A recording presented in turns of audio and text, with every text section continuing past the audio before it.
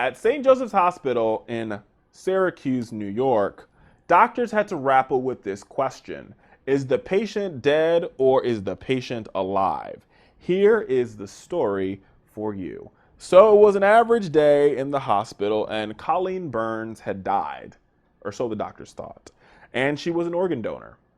So they, had her in the morgue and all this stuff, and they said, well, they kept her on the respirators and they had to harvest her organs.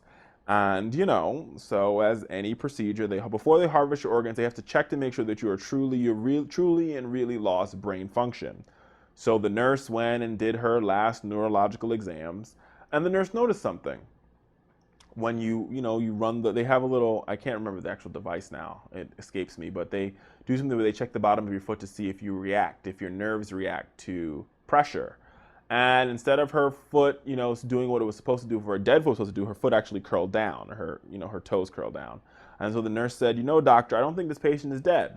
But the doctor and the surgical team did not listen, and they began to harvest Miss Burns' organs. To their dismay, she woke up in the middle of the procedure.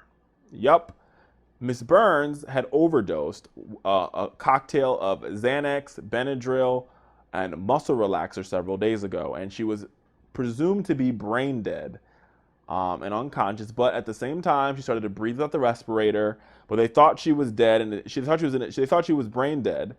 But she was just in a very, very bad coma. So the people at St. Joseph's Hospital made a huge mistake, and they literally tried to harvest the organs of a person that was literally alive, to their dismay.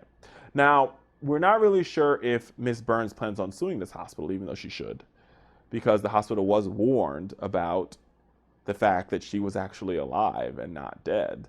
But either way, this is really, really bad hospital practice. And I like to point out the shame when there is shame to be pointed out. And these doctors should be very ashamed of themselves. They rushed the procedure without taking the necessary precautions to make sure this patient was indeed dead. Sad, but true. Hey, Fowler Nation, the best thing you can do to support this channel is by clicking that subscribe button. And I got a secret for you. If we get to 1,500 subscribers, we will drop a special behind the scenes video just for you, Fowler Nation. That's how much I love you.